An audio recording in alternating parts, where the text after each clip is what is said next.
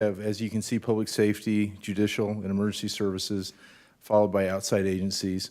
I will take a pause here because there's a little bit of change to schedule that I'm going to let Maury fill you in on. Thank you, Scott. Maury Thompson, Deputy County Manager.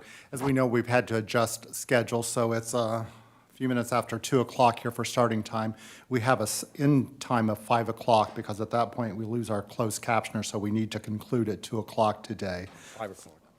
5 o'clock. Well, I just said 2 o'clock, didn't I? Yes, I was just gonna. 5 o'clock, thank you. You're very good, Mr. Thank you. So with that in mind, I've started to try to look ahead to our schedule and make some adjustments. As you can see towards the end of the agenda were our outside agencies.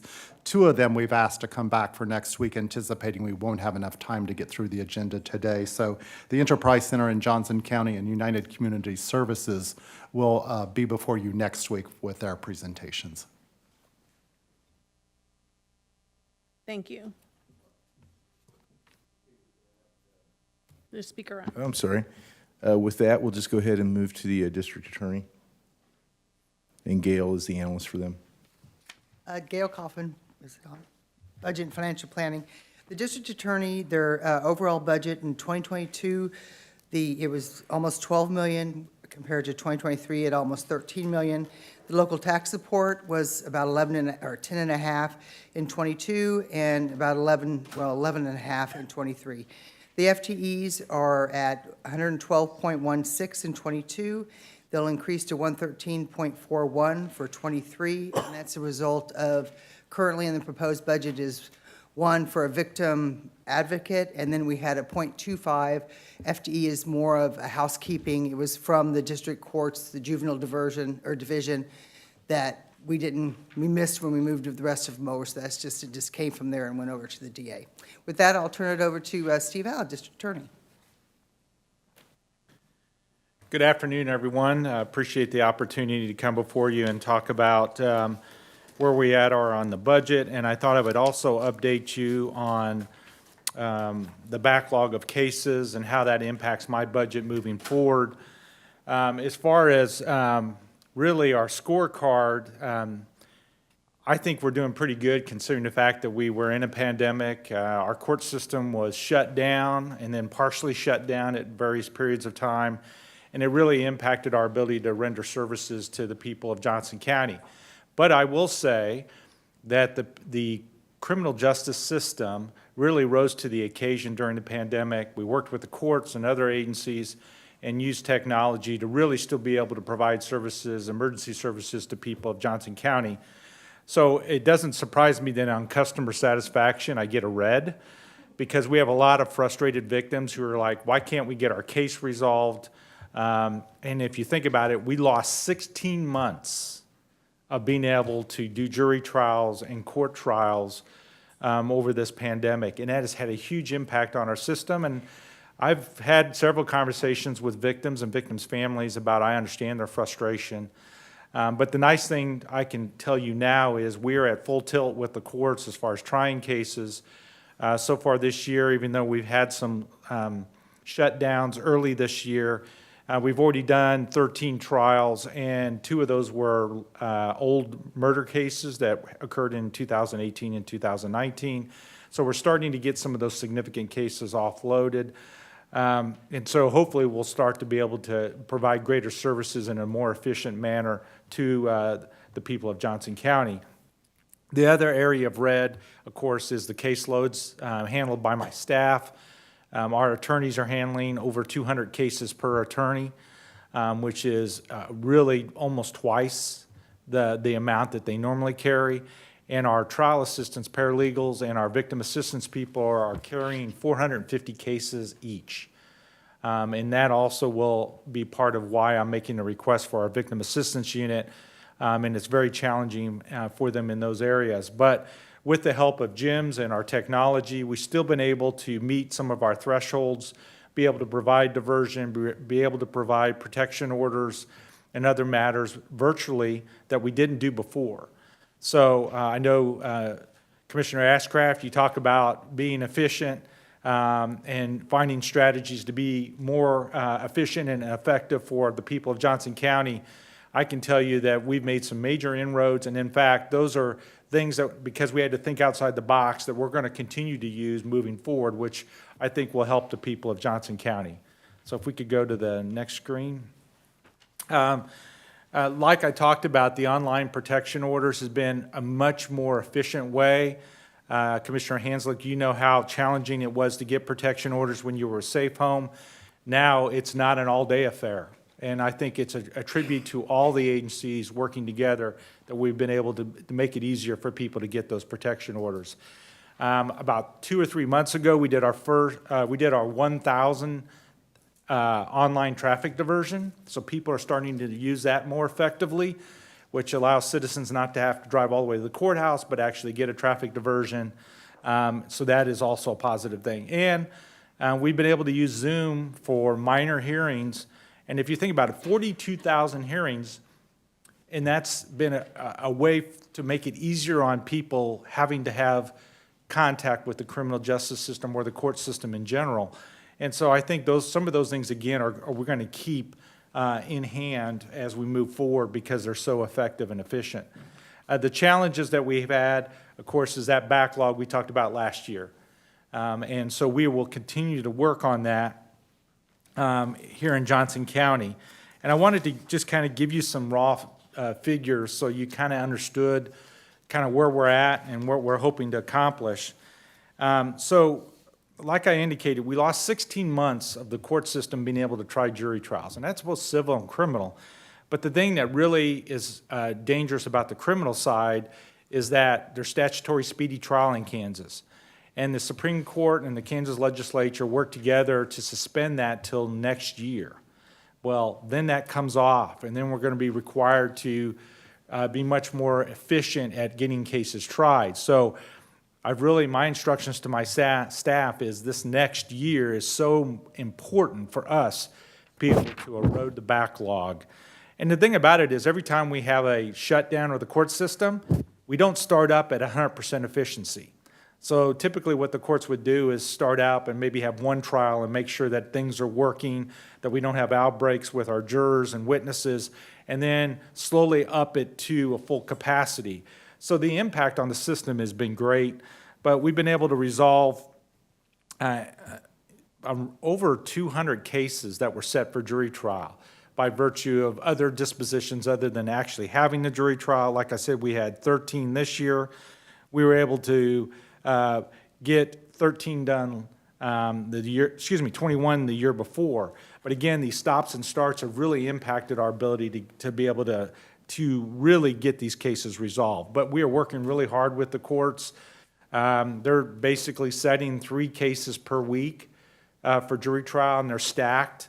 So there's multiple cases to try to get cases resolved. And I look at it this way: if all 5 cases set in one court plead out, then we've resolved 5 cases. So whether it's by jury trial or by plea, I think we're really accomplishing a lot. The management of the caseloads, I've already talked about those things and how it impacts victim satisfaction. When we explain to people what has happened and what we're trying to do, they're very understanding. But when you're a victim or a victim's family who's had something really tragic happen to them, I understand their frustration. And it's something that we're dealing with across the country. And then the last thing on challenges is you know that the district courts were approved to have 3 judges added to their bench. Judge Draghi and I just spoke, and we're pretty guaranteed to have at least one of those being on the criminal side, which will impact my office and my staffing levels. And they're still trying to resolve that. And I'd rather have them take their time and do it the right way than try to, just make a knee-jerk response. So I understand it's going to take a little while. The Judicial Nominating Committee will get the resumes at the end of June. So my guess is, best-case scenario, since I used to be on that nominating committee, it's probably going to be late fall when we get the judges online and get an approval through the governor. So I may be back to ask for help when these 3 judges come back, because if they come back online or these new judges come online in late fall, that's really going to strap me because it's a whole new court to service. And just to give you an idea of the impact on my office, right now we have 13 courts that we handle. I have 39 lawyers, and that includes the 3 you gave me, as I call them grant positions, the COVID grant positions. And so in addition to that, we deal with hundreds and hundreds of search warrants, inquisitions. We do a lot of other things. We have to go to the Court of Appeals. We have to handle consumer fraud and what's called 1507s, where post-sentencing challenges by defendants of their convictions. And that's become more and more prevalent. And so our office is extremely busy handling all the responsibilities and duties of my office. And I think some of those other things get lost. But they're just as important because you want to be able to continue to advocate for victims in the community. You just don't want to give up and let these things skate by, because then you don't affect justice. So what I will say is that it will have an impact. I can't give you an exact amount. Best case scenario might be the COVID positions that I asked for last year, maybe having them become permanent, since I have a whole new court that I have to handle. But I'd really like to wait until Judge Draghi kind of gives me a full idea of what they're going to be doing with those positions before I give you a solid answer on that. But that is something that's really going to greatly impact our office. And I call it, this is the way I equate this. It's like going to a drive-up lane at a fast food restaurant, and you have one drive-up lane. Well, that's the speed you're going to be able to handle customers. Well, if you add another lane, things go faster. It's the same number of people, but you're going to need an extra body to be able to manage that second lane in the fast food line. And that's basically what we're doing in the criminal justice system. When we're managing that number of cases, it's going to require us to be able to expand our office to be able to handle the volume on the front end of the system. So if we'll go to the next slide. So this is what our ask is for this year in our budget. And so the salary compression issue that we talked about, I want to put this in context for you. So we did a little data mining around the county as to how we compare. So what we found led me to believe that it's actually worse than I thought. So city attorney's offices, these are people that deal with minor misdemeanor offenses and traffic violations. This is the amount that their starting pay is. In Overland Park, it's $86,000. This is for their attorneys. Lenexa, $80,000. Shawnee, $72,000 to $79,000, depending on a variety of factors. And our own county legal department, starting pay, $80,500. My starting pay for my lawyers is $68,000.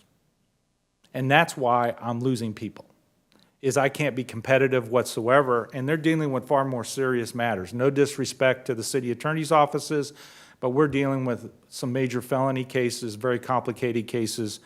And so that really puts me at a huge deficit. I've lost 3 mid-range lawyers here in the last year to city attorney's offices because I can't compete. And those are my heavy lifters. And if it wasn't for my intern program, my farm club that I bring in, I'd be in a world of hurt today. But luckily, we've had really good intern classes, and we've been able to backfill with those spots. But I'm going to continue to lose good people, and eventually that's going to catch up with me. And we are a very young office right now, and we've got a lot of serious cases to be able to resolve, and I need people to be able to stay. The other salary compression issue, just as a reminder, we took on the juvenile diversion group that was with court services. And when they came in, their salaries compared to my staff were way out of whack. And that created, of course, you might imagine, a problem for my folks because you're doing like jobs, but you're getting paid far less than the people that you brought in. So that is another problem that we're dealing with. And as far as the amount, it has taken some time, and I give HR a lot of credit. There was a lot of work that had to be done in order to figure out what that salary compression adjustment would be. They have gotten it to us here within the last week, and what they've told me is it's around $730,000 to get me and my office back in sequence with many of the other county offices that already equate years of service and get them situated in like situations as far as salaries. So even though we had it funded for $300,000, we're waiting for final word on it. It's actually more than that. I'm asking that the commission give me that full amount so we can get, because I will tell you, it will be so difficult for HR to try to figure out how to partially equate this out instead of doing it in one full fell swoop. And also, it would be really, really easier for me to be able to keep my good staff if we can do this in one fell swoop instead of over a number of several years on promises. And so I'm asking that this commission do that because of the inequities that we are facing right now. And I know I'm not the only department facing this crisis, but this has a real impact on public safety. And as I told you before, I'm like the ninth inning closer in the Royals game. You could do all the great work in the world, but if you can't close the deal, then you've wasted a lot of time. And so we have a good staff, and I want to be able to keep it, and that's the reason why we're making the request. And then on the victim assistance person, what we have right now is there are so many courts, and each victim assistance person has a court that they're assigned to. Well, one of the person assigned to the victim assistance one of the people in the victim assistance unit that is assigned to a specific court is our supervisor. So he's spending all day supervising one court and then trying to supervise people. And so this would allow us to have a person assigned to each and every court, so that way we can have a person dedicated to that. What's really happening to our poor victim assistance folks who have 450 cases is they spend most of their day in court, they come back, and we've all experienced this, oh, I only have 100 emails that I have to take care of, and I get back in the office at 4:30, and then I've got 20 phone calls from victims and witnesses wanting information. And so that's the challenge that they have. And when we don't have the capacity to be able to have a person assigned to every court, then they're all constantly running around with their heads cut off trying to cover courts. And this is not even considering people getting sick, people getting COVID or other illnesses, people on maternity leave or paternity leave. And so I have no backups whatsoever in that unit, and it's causing a lot of stress on them. And the nice thing is when you provided me that COVID relief with those extra positions, it's really made a huge difference on my staff being able to get the job done and not feel like they're under the gun. And this is the last unit that really, I think, is in need of some assistance as we're wading through that backlog. So that's the reason for the request. Our county, works through about 7,000 cases a year. And it varies all over the place, but that is moving a lot of cases through the system. And when the courts get their additional resources, that spigot's going to be turned open a little bit wider, and it's going to put some pressure on my office to be able to manage that as far as staffing levels. So I know you got a lot on your plate today and a lot of people to speak, and you have a limited number of hours, so I'm going to stop talking, and I'd love to be able to field any questions that you might have. Mr. Howe, I want to call you Mr. Howe DA or DA Mr. Howe. It seems disrespectful to say Mr. Howe, but that's how I'm. I've been called lots of things, so. A couple of comments. One, I think you need to go help the Royals. It's been a little disappointing. My granddaughter's very upset with their performance right now. First of all, I applaud you because I know that you came here talking about how your staff's underpaid. And with the last survey that was taken, a 97 percentile satisfaction rate in Johnson County is pretty significant. And one of those was management. And I know the county manager had asked for some funds to do a survey, an analysis of benefits. And so hopefully maybe that shared can also help you as well. One of the other questions I had, because it is important that you have professional people and should set a standard. Also, on the traffic court, I know there's a lot of people in Johnson County, and we're working on broadband, trying to help get some of the, broadband into some areas. But if somebody doesn't have the ability to go on and do a Zoom meeting, do you have somewhere for them to go? Well, they can. We do have the help center, and we do have Okay. conference rooms. We have quite a few different places in the courthouse that can provide assistance to people who don't have that technology. So I would let the court speak to that, but I know that there's resources that we didn't have before in the courthouse to provide assistance to people. Okay, and all these items that you're asking for are within the budget. So with that, does anybody else have any questions? Commissioner Hanslick. Thank you. Thank you, District Attorney Howe, for being here. I wanted to clarify, because what I'm hearing you say is the $300,000 that is currently included in the proposed budget, you'd like to see that increase to the $730,000? Yes, it's around 730, 750, somewhere in that Okay. range.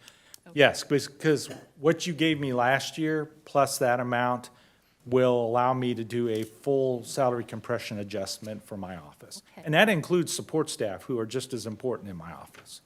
And then also, and maybe this is a question more for the budget office, but on the RAR sheet that we have, there's something included called a juvenile bond secretary fee to county, that it says it's funded for $75,700, but I don't see that in the DA's RARs, so I'm a little confused. No, it's okay. That's a current position that came over from the courts. It was fee-funded, but now those fees aren't sufficient to cover that. And so now it'd be converting to county funding for that position. It's not a new FTE, it's an existing one, and so we're just converting the funding from fee to county. Okay, I appreciate that. And one final question for the district attorney. Very impressive that over 42,000 video hearings were held last year. I know when I was the liaison to the Juvenile Corrections Advisory Board, one of the things that we talked a lot about was how to reduce the failure to appear situations where then those folks would get picked up and end up in jail, which cost us a lot of money.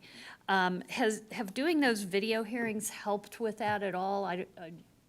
Not really. No? Okay. Actually, COVID, we've gotten a sense, and maybe the court has the raw numbers, but COVID is, people are less responsible about showing up to court than they were before. Well, that's- So it's part of our social fabric that has been kind of pulled apart. It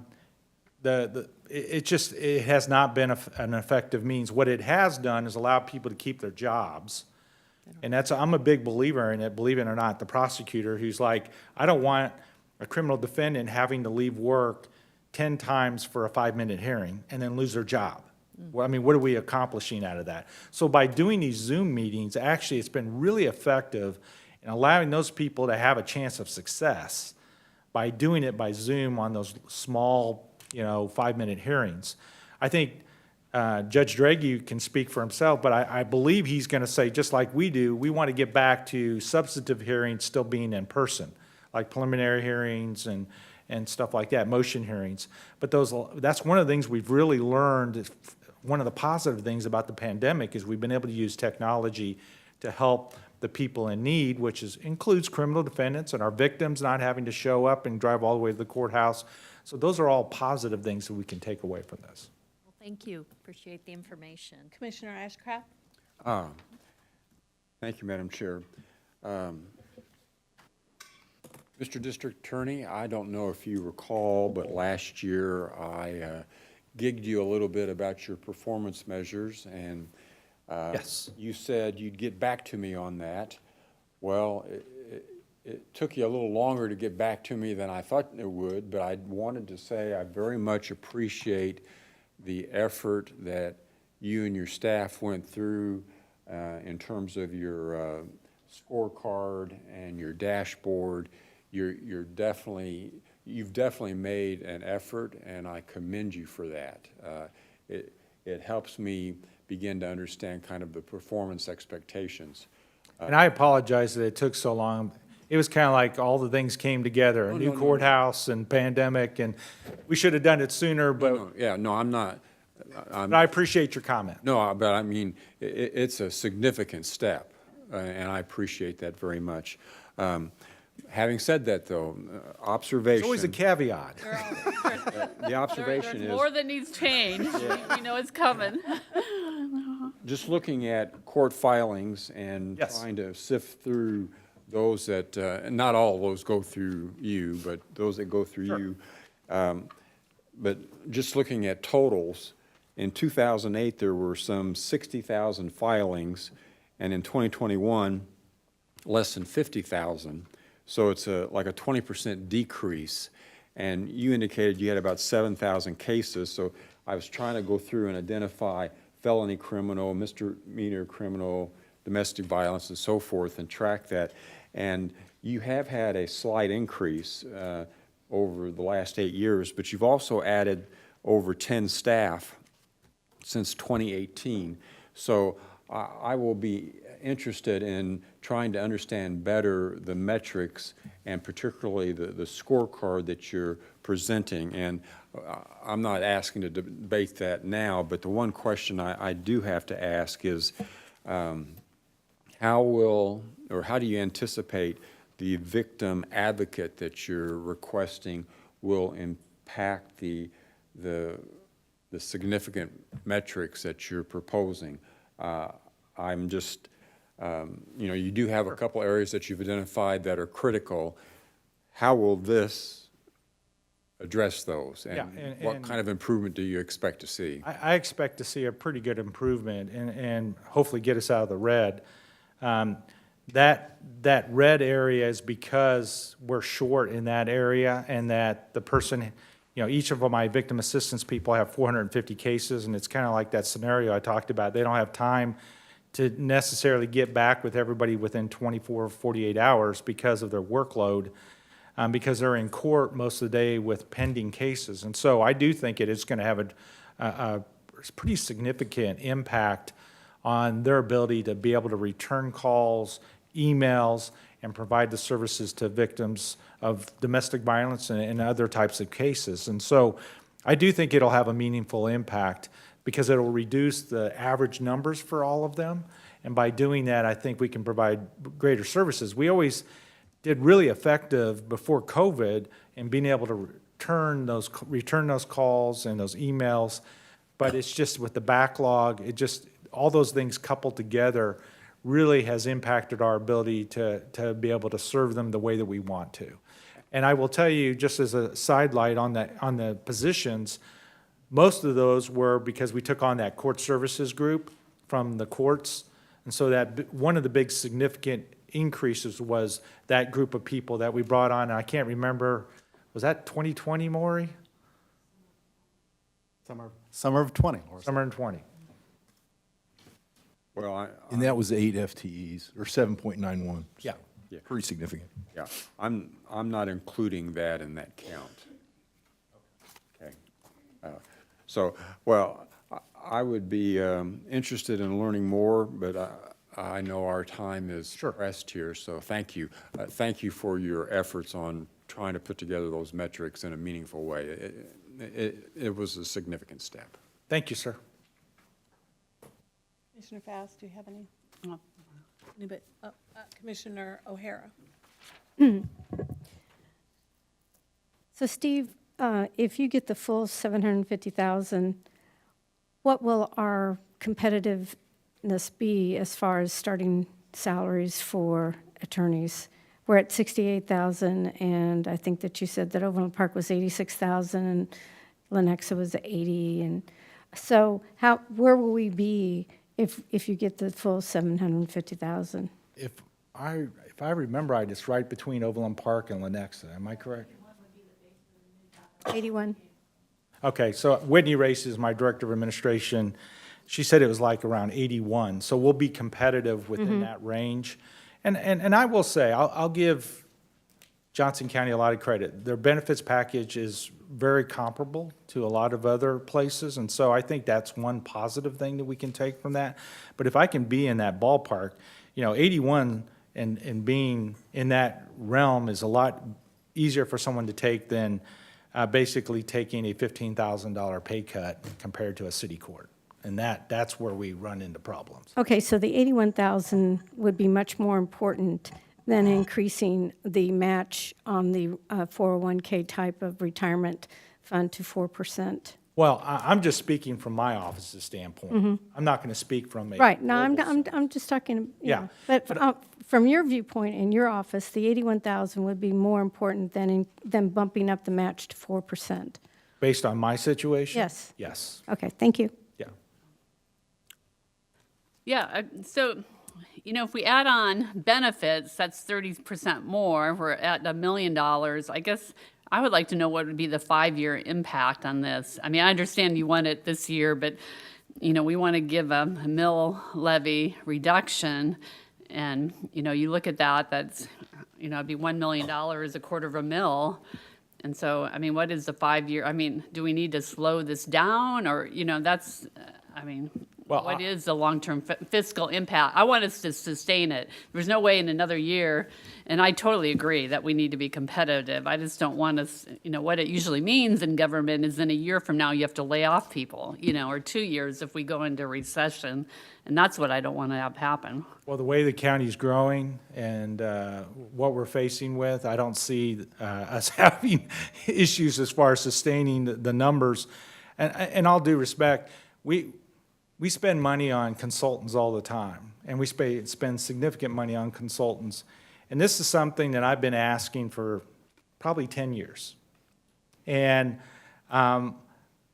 I am asking you that this is extremely important for my office and being able to maintain the standard of excellence that we have.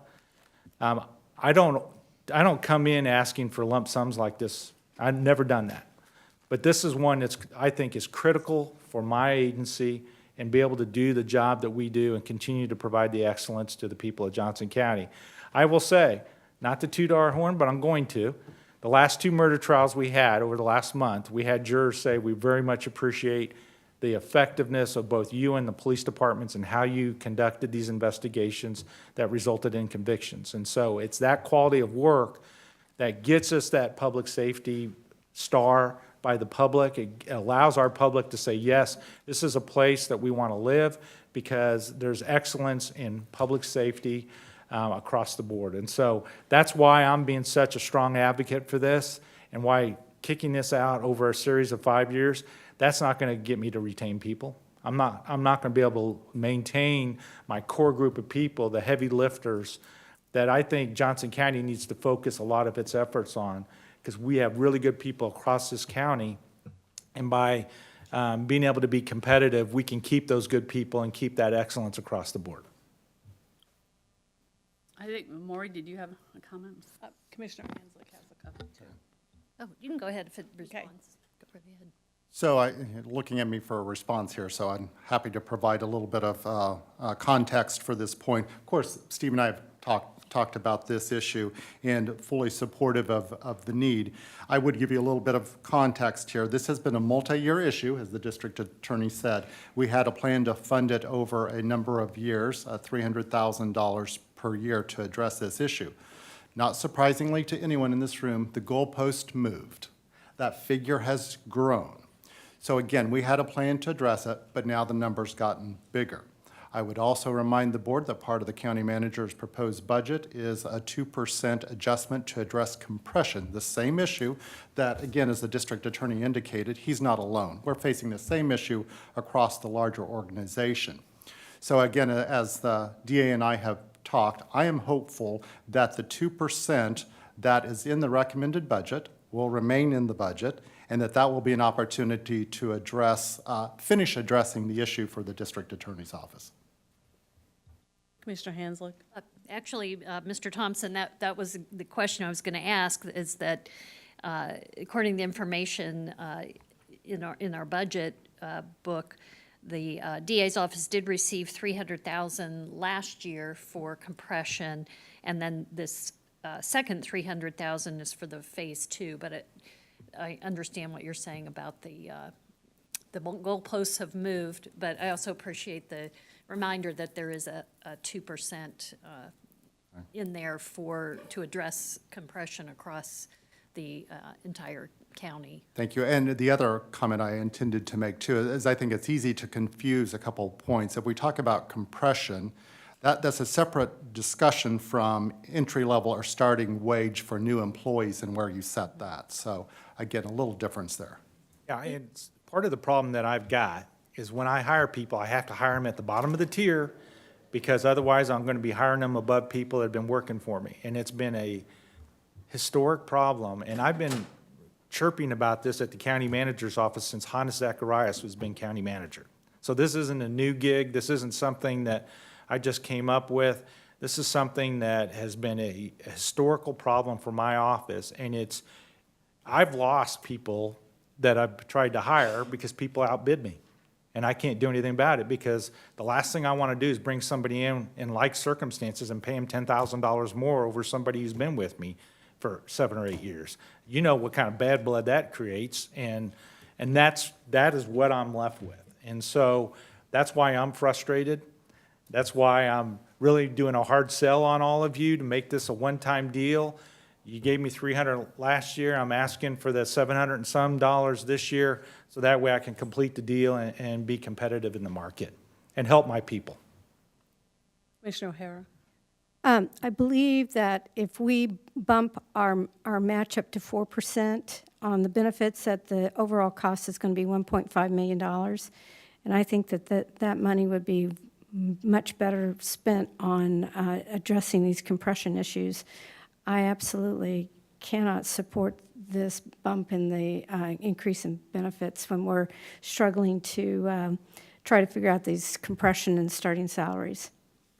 Commissioner Hanslick. Yes, just a final question. Just curious, what is the starting salary at the Attorney General's office at the state? Oh, man. Oh. I will It's tell traditionally you. been very, very low. Yeah, it's as a state agency, it is pretty low. And my guess is it's probably comparable to what I'm giving right now. If I was a betting person, it's usually around that area. How do you compare, to Wyandotte, Douglas, and Jackson County? Those are probably your 4 competitors, right? I mean, are they all above you now, or would you say, Well, they are not on the bottom end above me, but I will tell you that I have lost people that I have tried to hire from Douglas County and other counties, and in Shawnee County, because basically the DA has taken the position, I'm going to outbid you because I want that person. And so I've been outbid. I can't, those positions in those counties, I don't have that data in front of me, but Commissioner Fast, I'd be more than happy to provide that to you. No, I think for us, the fun part about being on county commission is people come to me, all the time about our budget, how we spend. Sure. And so I need to say, and be able to articulate Johnson County, if we want a safe county, we've got to allocate these funds. So that would be helpful. Commissioner Myers. Yes, just so I'm clear again, for sure, in my mind, what does a $250,000 equate to? It's about 4 million or so. Almost 4. Yeah, because I think we're at 13 million. Yeah, so 4.25. Yeah. Is it 13 So about million per? 4.25. No, okay. Yeah. Can you explain, when you say outbid, let's say Shawnee wants one of your senior staff, you can't, that staff goes to you and says, Shawnee's trying to recruit me. Do you have any leeway then to say, well, I want to keep you, I will move, increase your salary? The answer would be no, and the reason why is, let's say someone's competing for you, Commissioner Fast, and No one is. and let's just throw a number out there. Let's say they want to offer you $90,000. Oh, that'd Well, be- if I do that, and let's say you've been on the commission the same amount as Commissioner Myers, and then I up your salary and then leave him at his current rate, I'm just not going to do that, because to me, trying to hire that person at that higher salary to create all the internal strife in my office is not worth it. And that's what I've been faced, and that's why I lose people on competitive bidding. It used to be Johnson County could never get outbid on those things. Well, I'm telling you right now, in the last 5 or 6 years, I've been outbid numerous times for staff that I'm trying to hire. I mean, I've said this through our budget discussions. I mean, Johnson County Mental Health used to be the place everybody went to, and now, you know, we're not. Our ambulance is not. I mean, we're not keeping up with a lot of our departments, and so, no, I mean, I'm supportive. I just want us to look at how we can do this. Absolutely. Mr. Thompson, do you have any comments? I know you're leaning on your arm. Sure. No, nothing else to add. Well, I take that back. I do think with our change in policies, our human resources policies this past year, we have some additional flexibility. Appreciate the district attorney's comment about hiring in people at the bottom. And that has been a problem, again, not just for the DA, but for other departments, and then that compounds our compression. If we get to a point where we can adequately address compression and get people appropriately spaced within their grade and paid appropriately for their experience and years of service, et cetera, then the next step in that is we've got to stop bringing people in at that entry-level wage and bring them in where they need to be in our pay scale, or we'll be back where we were today with our issues of compression.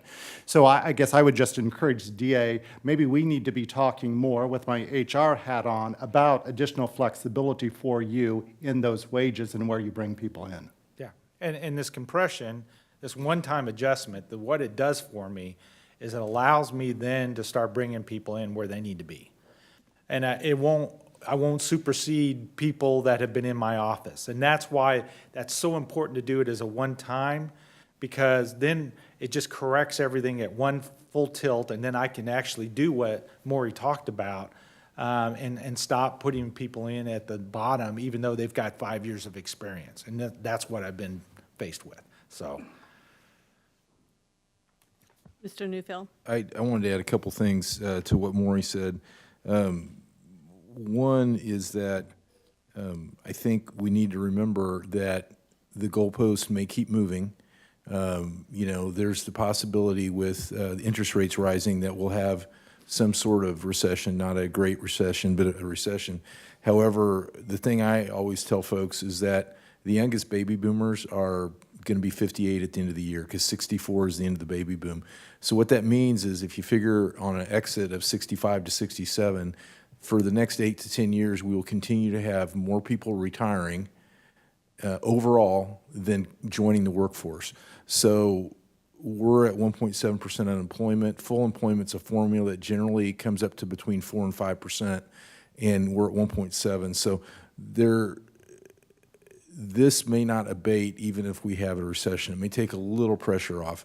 And so one of the things, much like the compression adjustment that Maury has proposed for this year that wasn't in last year's budget, there are instances, and Maury's talked about this, where HR has gone in and fixed things, and then 6 or 12 months later you have a problem. The sheriff is next.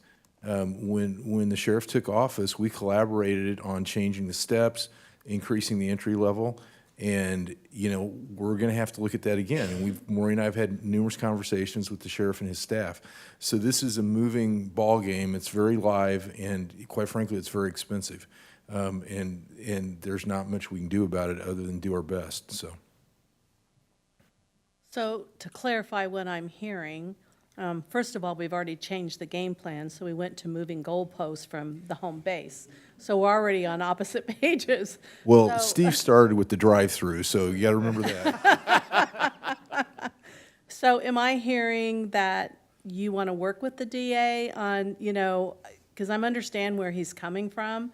He messes up one murder trial, and we're going to have all kinds of issues. I mean, you've got major cases going on, and coming from the private sector, I can't, if one commissioner on here made more money than another commissioner, believe me, the county manager and every constituent out there would hear about it.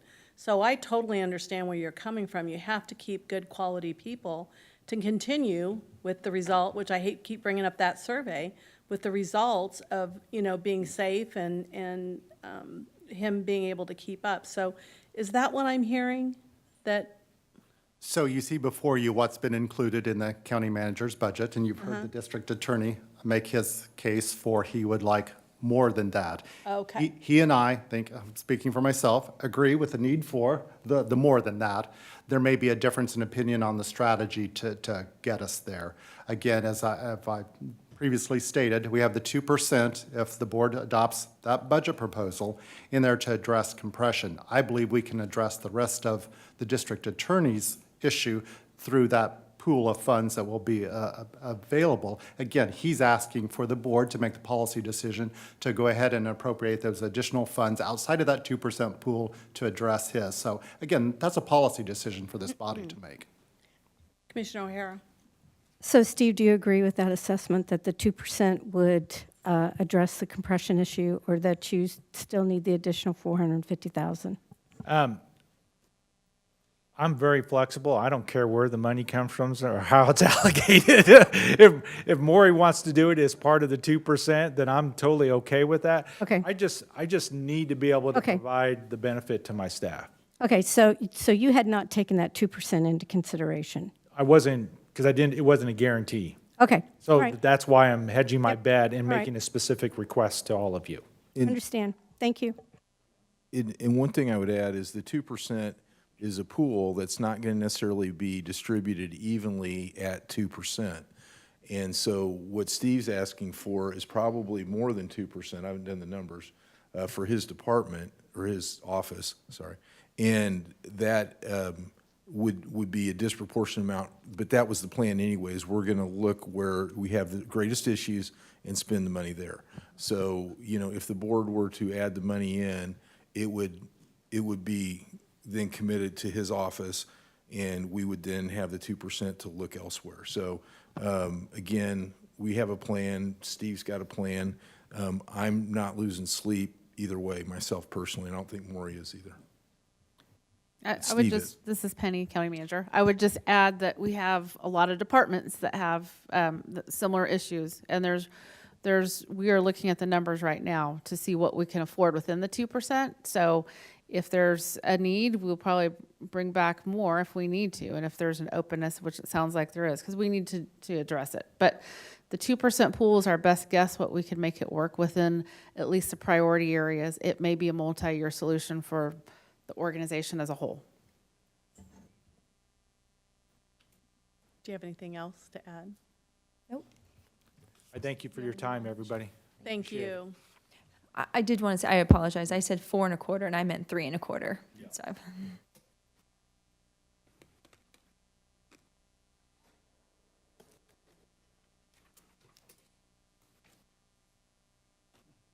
Okay, so now we'll have Sheriff. The total published budget for '22 is about 94 million, and then the 23 at almost 100 million. The local tax support in '22 is 61.2 million, up against '23 at 60.34 million. The budgeted FTEs in '22 were at 685.93, and are going to 693.93 in '23. And that increase is, there's 4 of them from RARs in the proposed budget. They moved a position from the library security over to the sheriff, with the library providing dollars for that. And then the 3 existing staff through various departments to staff up the Security Operations Center. So those aren't new FTEs, they are just moved from other departments over to that area. And with that, I guess I'll turn over to Tom. Tom Dugan with the Sheriff's Department. In terms of performance measures and scorecard, for us, the elephant in the room, and I think this is going to be something you hear from many, many county departments as well, is staffing. We are struggling to hire and maintain staff right now. We currently have 51 deputy vacancies. That is extremely high for us. We are on pace to have a turnover rate for deputies of around 22 to 23% this year. That is also extremely high for us. Like Scott had said earlier, we've been working with the county manager's office to come up with some ideas and plans for how to keep the people we have and what we can do to improve recruitment efforts as well. And that's something you may see me again on in future weeks, trying to just plug the holes in the boat and keep people we have. Key points, I just talked about the staffing issue. We did build a security operations center. The physical security folks that are in charge of the video and door access throughout the county did develop a central center to monitor all of the video throughout the county. We currently have, and Gail just mentioned this, we have the staff. We do not have the funding for those positions yet, so we've got the center built, but we don't have the ability to staff it just yet. We also have been working with the Department of Corrections and Johnson County Community College. The jail currently does not have a lot of programs for inmates. It's really very sparse. So we've been working with both of those entities to come in and provide programs to the inmates, and that's something that we're planning on implementing in the coming year. Accomplishments, the big ones over the last few years, we had 2 very cold cases that were solved by our investigations division over the last 2 years. One was 18, I think the other one was 36 years. Very proud of those folks. We also have Narcan in all of our marked units. We also have Narcan in the jail and at the lab. We got out ahead of that, made sure that we had that resource when we needed it, and that is something that gets employed and used now much more frequently than we would want. Staffing challenges I largely already covered. Like I said, 51 deputy vacancies. That's making it fairly difficult for us right now. We are requiring mandatory overtime. Our deputies do not want to work all the overtime that they have. We just increased that mandatory amount 3-fold yesterday. That is a stopgap. We're going to need to make some changes and adjustments to come up with something that's more sustainable. But they are being stretched to the limit right now. Violent crime is on the uptick. If you look at the performance measures, that is a year old, but it's because the KBI data always kind of lags behind. So the 2021 data is not there yet. We will add that as soon as we have it. But from 19 to 20, there was a 12% jump in violent crime.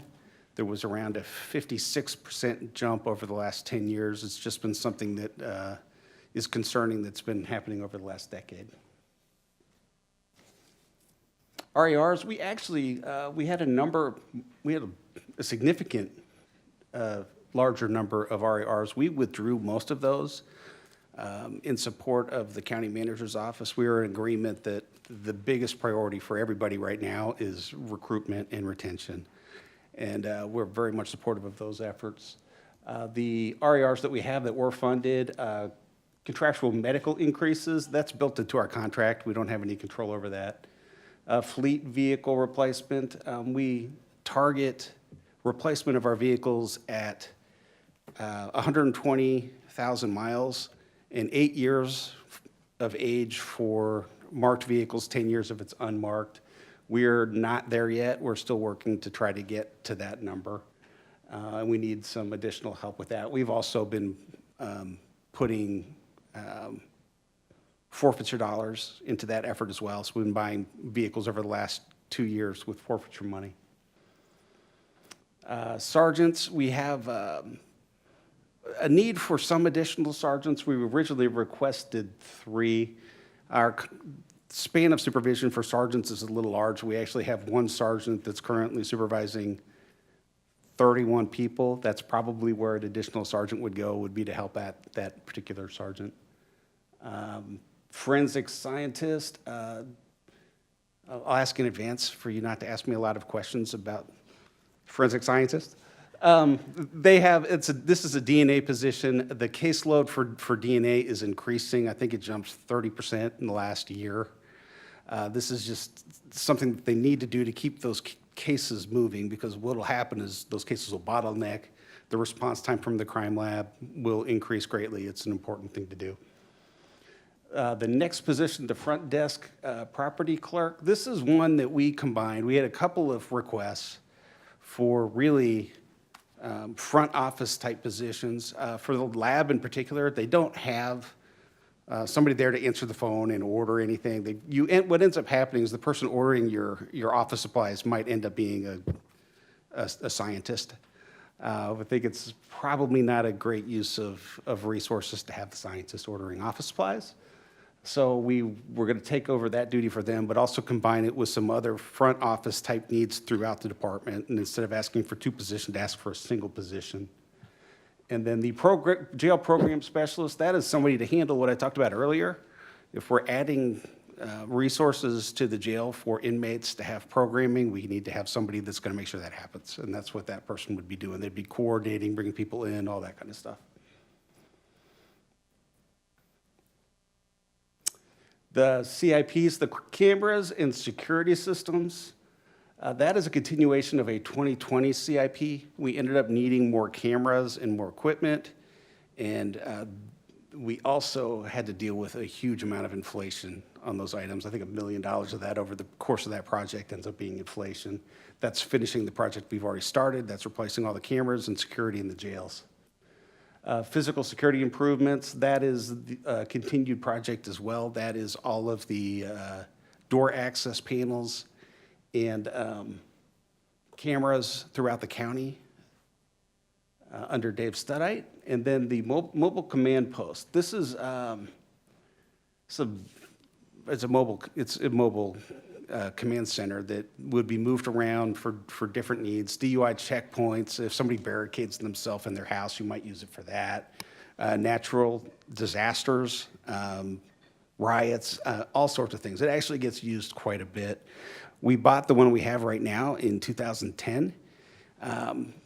We would have hoped to get a little more out of it, but it is reaching the end of its useful life. It breaks a lot. The slide outs, has slide outs like a mobile home. The slide outs are breaking, and the technology is dated, and it is time to replace it. So that's what that is. And that's it. You know, I'd be happy to stand for any questions. The sheriff is here as well as the undersheriff. So, Mr. Dugan, so the funded CIP, those are already covered within the budget, is that correct? These are additional amounts in the 2023 budget. Okay. Does anyone else have it? Commissioner O'Hara? Yes. Having 51 deputies' positions open and the requirement of overtime, is that actually costing us more than if we had those positions covered? Quite a bit more. Okay, so can you provide what the overtime is costing and how we could increase our base salary and because we're spending the money anyway.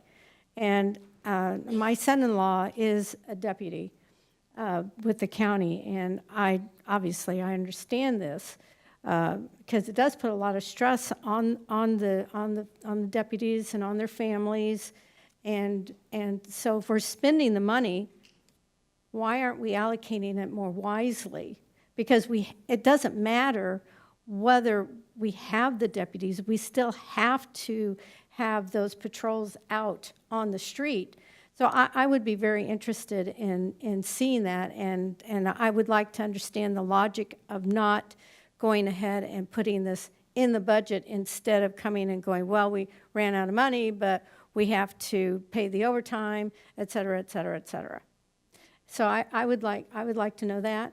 And then on the cameras, are you going to be monitoring the drop boxes in the August 2nd election? You're going to see a whole different deal this time.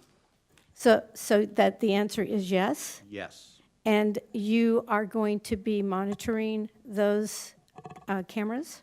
Yes, and just so you know, it was said that we did that Yes, in previous years, and that's not the truth. Yes, I There's a lot of mistruths in challenged that. those statements because I had been speaking to you and I knew that was inaccurate.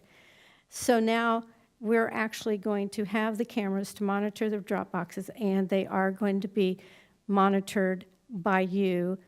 And then if the public wants to have access to those videos, is that going to be an issue, or will this be available through core requests? Not as far as I'm concerned. Okay, thank you.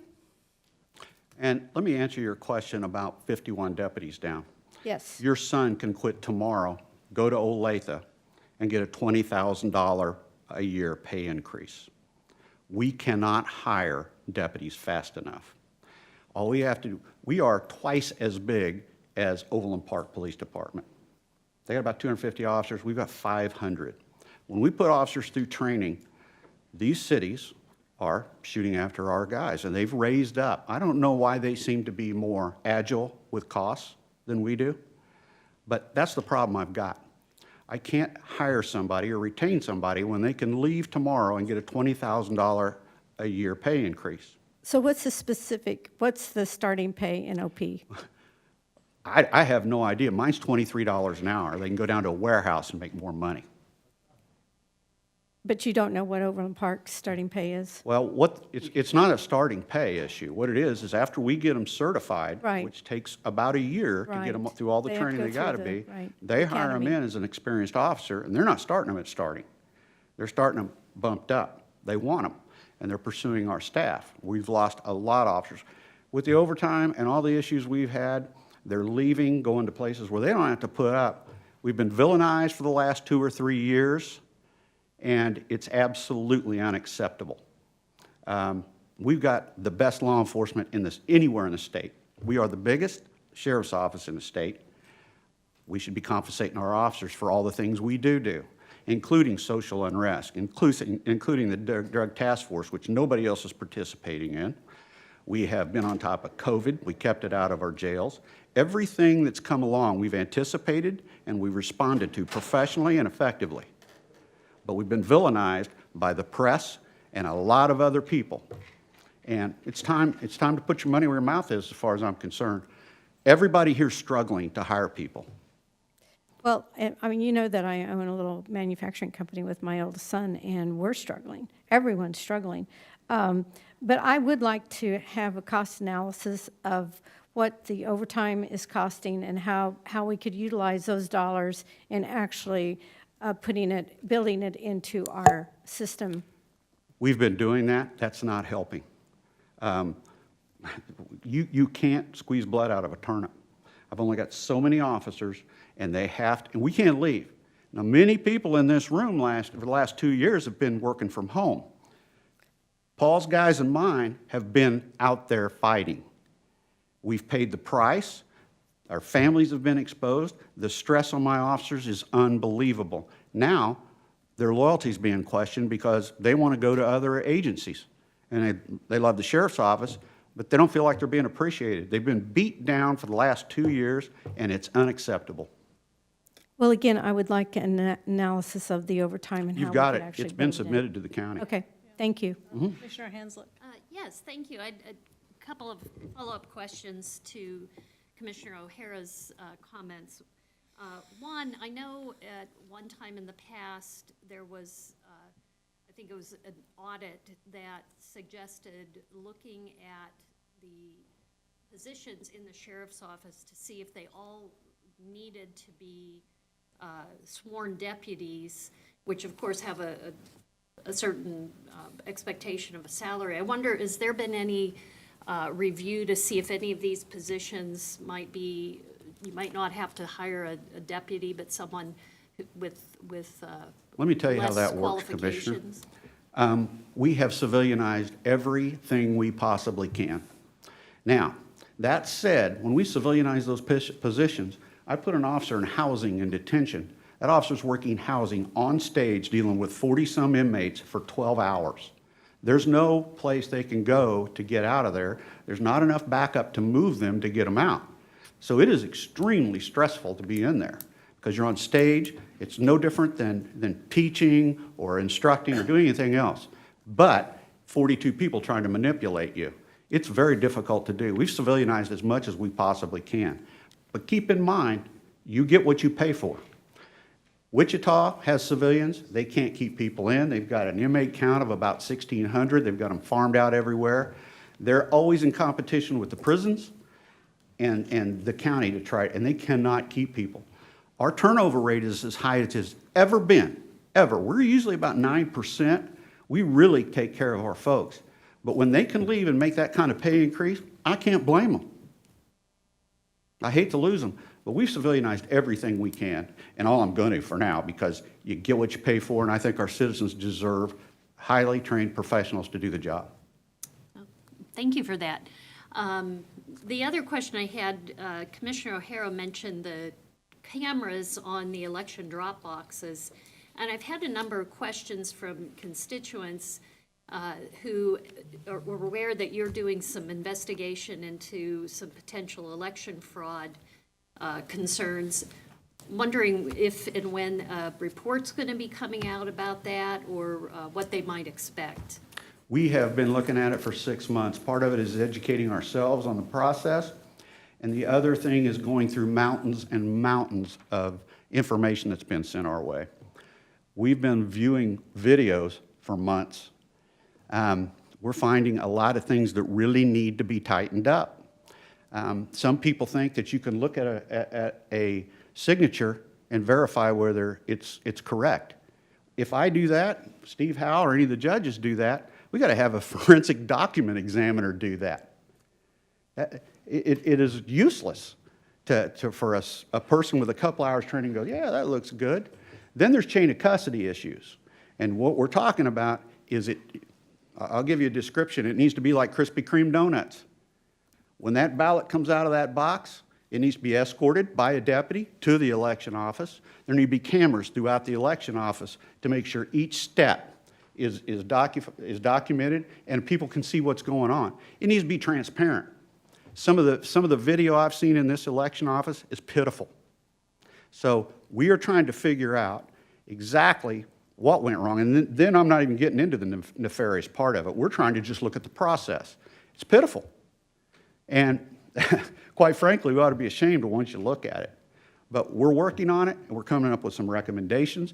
If I'm in charge of the security, it's going to be a different ballgame, because I know what chain of custody should look like, and I know what management and oversight looks like, and it has not been happening. Well, my question is not to discuss election security, but when might people expect a report? We get new information in every day, and it's growing. There's a lot of information. Working on this right now. Right now, I've got one, because I'm 55 down, and these officers have to look at other investigations too.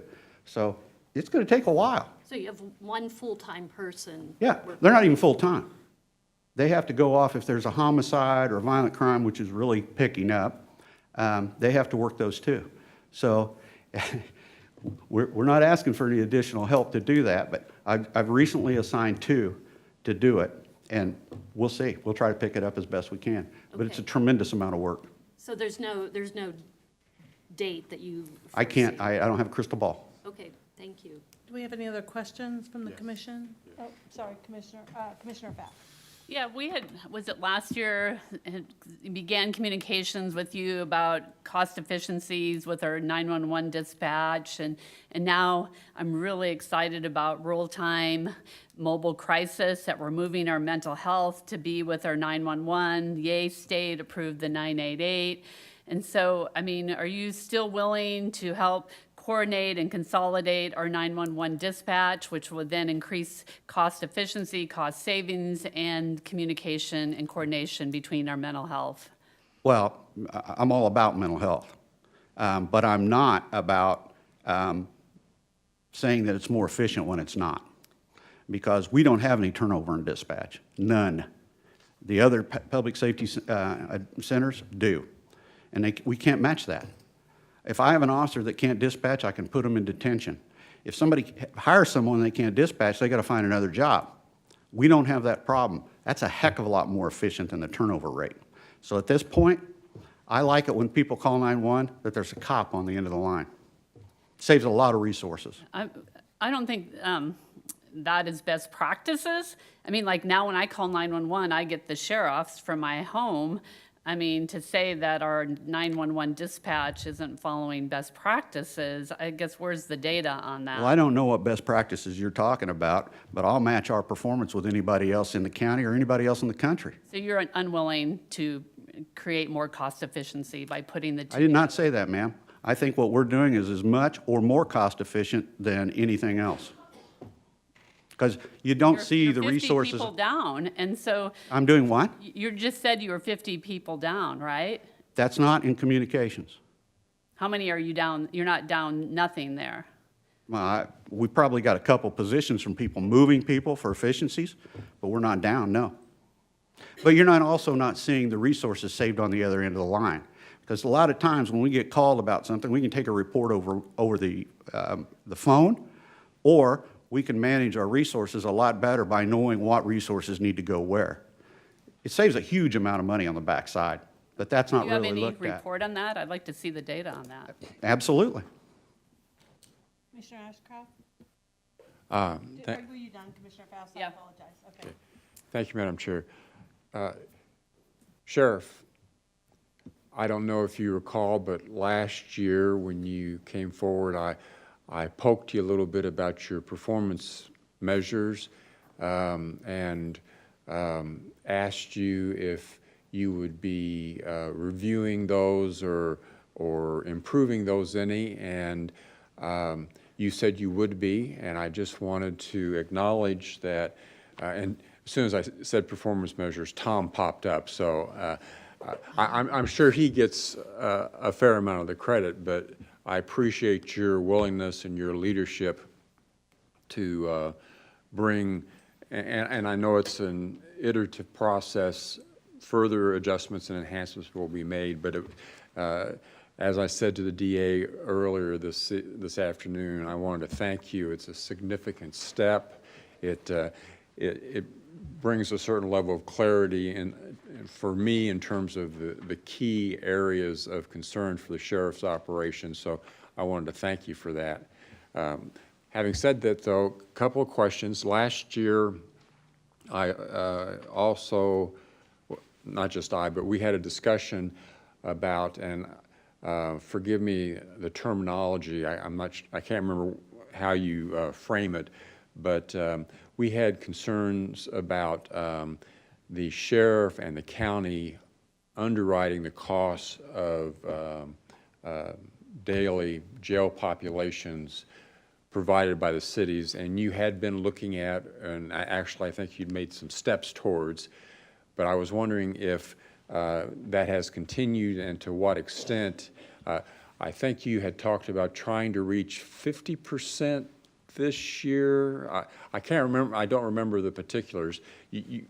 You had stepped it up, but you weren't there yet. So is that included in this budget? I just did not see that. Yes, what we've done is we're trying to recoup half our costs with the cities because they pay taxes too. And we are still way below any other places in the state that charge. Usually they try to get full reimbursement from cities. We don't. We understand that the cities are paying taxes too. But what we've also done is we also got in contact with corrections, and we kept the price at $35 to do a municipal charge in corrections. Hopefully that, because we've got 2 maximum security facilities, it's kind of dumb to put minimum security people in there and not, like Steve just said, to lose their job over some ordinance violation. So what we've done is we gave the cities the option of going to corrections. Those guys pay for their rooms. We kept it at $35 a day, which is what it was traditionally back into the 80s for the county. But we upped the county charge to $75 because maximum security facility costs more to run than a minimum security. Right. And that's one of the reasons we're hoping that, and also we're doing some bond stuff. We'll see how it works out. If you've been in custody for a minor violation and you can't make bond, the judges have worked with us and the district attorney's office to see if we could do an automatic transfer over to corrections so the person can still keep working, and if you don't have a job, they'll find you a job. So I think that's a smart way to do it, and what happens with that is our level of custody goes up. The reason we haven't done a lot of programs, our average stay is about 19 days. It's hard to do a program with somebody in 19 days, GEDs or anything. When our length of stay starts edging up, we can start doing some programs inside that we hope will benefit their stay in custody. So far, we've had some really successful programs. We kind of dipped our toe in the water of a couple of them, and we've had a couple programs that are just outstanding. Then we've got mental health in the jail, so we've got a continuum of care when they get out. And those things are working, but we upped our cost, but we also gave them an alternative. And some of them are using it, some of them aren't. But we're trying to encourage them to do that. It's good for them, and I think it's good for the inmate and the county. Sheriff, along those lines, if I'm understanding you correctly, one of the measures you have about stewardship, efficiency, percent of jail design capacity occupied, and it's gone from 79 to 58 to 55%. So is that a reflection of some of these efforts that you're trying to? That and COVID. There was a lot of releases done during COVID. Oh, okay. Those last 2 years, we thanks to our judicial group and some of our police departments, a lot more NTAs were issued, and we kept the population down pretty good. It's increasing almost every day, but we're still half of what probably Wichita is and most of the other agencies all around us. So between the judicial, the DA's office, we're doing a pretty darn good job of keeping the count down. Okay. One follow-on question, Madam Chair, excuse me. Sheriff, your scorecard indicates a lot of green, which is good, but the one area of red is maintain quality staff, and you've made a persuasive argument in terms of overtime and costs and salaries. But I was wondering, of the 4 positions that are being requested, do any of those or all of those go to the quality of staff issue, or are they other issues? Anybody we get helps the work environment. You know, one of the things that happens is we tend to want to take care of all of our uniformed officers, but our civilian staff carries every one of us, and we're a team. So it kind of, I find it worrisome that we want to help our heroes, but the people that make us heroes and support us don't get taken care of as well, and that bothers me. Okay. Thank you, sir. Tom Dugan again. We also originally had a number of positions for the jail. We took them out in part because we were supportive of what the county manager's office was proposing in regards to retention. But we also took them out because we can't fill them. We're down to 51 positions. It doesn't do us a lot of good to add 10 more positions. We can't fill the 51 that are already vacant. Thank you. You know, Commissioner Ashcraft, there's another end of that story because not only can we not fill them, the Sheriff's Department, for as long as I've been there, has never overhired. So we have 40 hours of training we have to do every year. We have vacations, we have sick leave, all those things have to be filled. And anytime that comes up, because our staffing, we don't have a pool to draw from. And so the overtime is not only being compounded, it's being doubled because there's no relief factor. Thank you. So just to share a little information, I met with workforce, Johnson County Workforce yesterday, and talked about the unemployment rate. And one of the comments that they made, there's just as many people working now, but because of the warehouses and starting at $25 an hour with a sign-on bonus, they're not working 2 or 3 jobs. I know in early years, I worked 2 and 3 jobs. And so as many people are not doing that anymore. Right. So that's one of the reasons for the workforce. They're doing something they want to do. Commissioner Hanslick, did you have? Yes, thank you. I just, something that Commissioner Ashcraft said brought this to my mind because some people have asked me about this. I know last year you had. Microphone, please. Oh. Sorry. Last year, you had offered antibody testing to your staff. Is that continuing, and is that in this 2023 budget? No. We did that so we would know what our minimum staff would be and what their resistance to COVID was. And turned out about 73% of the officers we tested had already had it and wouldn't get it again. So that was good information to have, and that's the reason we did it. We don't get to quit. And I got to know what I can do with and at what number of officers I have in the worst-case scenario. That's why we did it. Vaccinations are really good. Yeah, that helps you not get it again. Well, yeah, for Let's some. keep those comments. Anybody else thank have you. any questions? So can you, so who are in your 911 dispatch? Are those sworn officers? Because right now, what I was saying, in our other dispatch center, we're going to co-locate it with mental health. So your dispatch will have to roll it over to our mental health center, right? We roll over every call we get to them. But We're that's the primary. more minutes. But who is your 911 dispatch? They're all Are they sworn officers? sworn, uniformed officers. Sworn officers. So could they work in other positions too if you needed them? Could. I could also, I mean, if we're going to get to what we have to do statutorily, there's a lot of things we do that we do not have to do statutorily. And if this trend continues, I'll do what I have to for statute. And that will discontinue a lot of the things we have to do. By statute, I have to serve civil papers, I have to keep a jail and keep the peace. That's it. So a lot of the things we're doing extra, if this trend continues and this hiring issue becomes more severe, we're going to have to cut out a lot of the things that we do. And I don't want to, but that's the only alternative we've got. Do we have any more questions? Do you, Mr. Newfield or Mr. No more questions? Wish we had better news, guys. Thank you. Thank you.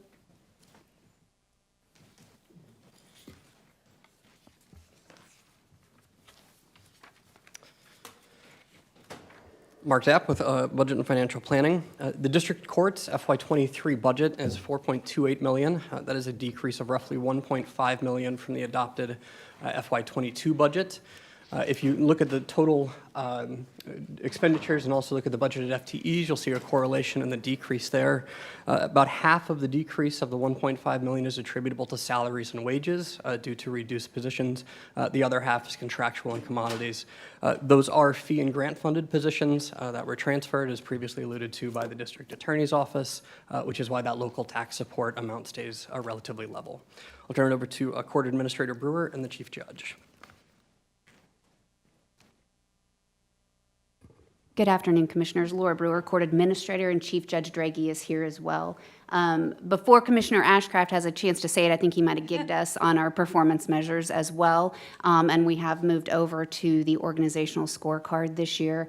So hopefully that's a little bit easier to read and gives you a better snapshot of what's going on with the district courts. One of the things that we're trying to do is effectively use county funds, and one of the things that we pride ourselves on is our ability to give vouchers to our indigent clients for urinalysis testing as well as treatment. One of our requests to increase a line item will be used to continue to increase our ability to give out voucher funds as we anticipate not only an increase in cost for the clients. Our UAs went up $1 a test this year. We anticipate they will continue to go up with the price of staffing, but we also anticipate continued inability for clients to be able to manage those costs with the additional fees they're paying for other things in the community. We also use grant funds to fund our vouchers for Veterans Treatment Court, as well as post-adjudication juvenile drug court, our goal being to use those at 100% if we can. We're measuring satisfaction of our jurors. I'm happy to say that we're in the green there. Most of our jurors are reporting a favorable experience when they come to serve with the courts. Program effectiveness, you'll see us in the yellow on a couple areas there. We always strive to have high numbers of success in our probation and pretrial programs, as well as low numbers of recidivism, always an area that we will continue to work on. And employee engagement, right now we're measuring that predominantly by our percent of employees who have long years of service. Like everyone else, we're in the same predicament with employee retention with the courts. Last year, we hired 26 new court services officers. Those were hired by statutory increases. And what I'm happy to say is some of the things that we were able to do with those positions that we've hired is we've resumed a juvenile expediter role, which allows us to monitor juveniles in detention and try to give options in the community to get juveniles out of custody when they do not need to be in detention. We've lowered our caseloads for our pretrial and adult probation officers. And we've added additional staff to both our pre-sentence investigations as well as our adult intake team, which allows for faster processing of cases when they come to our attention. We've also reduced our reliance on county FTEs. This has been a priority of mine since I was the chief probation officer. We are now down to 6 FTEs that are county funded. That's a total of 7 staff, so we have 2 that are half-time. That's a significant decrease from what we've seen before, and we've increased our reliance on state FTEs in the process. We've also resumed jury trials, and Mr. Howe spoke of this as well. I'm very proud of our ability to do that under difficult conditions. You'll see this as both an accomplishment and a challenge because our jury trials are more difficult to run. We're still in the midst of a pandemic. We still have to take into consider social distancing. We still have a lot of jurors who request deferrals, either because they have COVID or they may be caring for someone who's high risk and they don't feel comfortable serving on a jury. Every jury trial that we do takes additional time and additional staff that it didn't take before. So it's a challenge. We're lucky that we're in a beautiful new building that's large, gives us a lot of space. It has great air quality. That has helped our ability to continue to run trials during this time. Great Resignation obviously has impacted the courts as well, particularly our district court clerk's office. Those are our lowest paid staff members and the most difficult to recruit. Even with recent state pay increases, we still show difficulty getting those positions filled. Right now, our clerk's office is down 6 staff members, which is about 13% of their overall workforce. Our court services officers have 9 vacancies right now, which is 10% of their workforce, but I will say most of those are accounted for by the new positions that we've been hiring sort of in a tiered approach. You can't just hire 26 new staff at one time. We hired those based on priority, and we also had to do build-outs in the office in order to allow us to have space for those new staff members. We have one ongoing operating expense RAR. This is a small expense that we've requested additional funding. This will go to the Court Services Cost Center to account for the new staff that have been assigned to court services. So this will be bottom half operating expenses to allow them to continue services at the same level, as well as training and things like that for our CSOs. So this is basically a percentage increase based upon the percentage increase of CSOs that we received from the state last year. Chief Judge and I are happy to stand for questions. Do we have any questions from the commission? Commissioner Fast. So in the past, we haven't gotten as many judge applications as we have had in years ago. Who is letting the public know that we have 3 openings? Is our HR? It seems like the word really needs to get out, because I'm just hearing every time you have an opening, there's less and less applications. So what is your strategy on that? The state has done a press release on this, as well as the Johnson County Bar Association. So it's been pretty widely publicized. We're also hopeful that the recent pay increases, so the judges received a pay increase last July. There's another increase this year, as well as the 5% cost of living increase across the board for state employees, and we're hoping that's going to be helpful in attracting applicants. Do people know that they need to apply now? Yes, it was in the press release, the information that came out from the nominating commission. Email out all the licensed attorneys and let them know there's a job opening? That the Bar Association sends that out. They do that or not? The Supreme Court has a list of every licensed attorney in Johnson County. You must be living in Johnson County in order to be a Johnson County judge. And of course, emails have gone out. It's been publicized in every legal publication.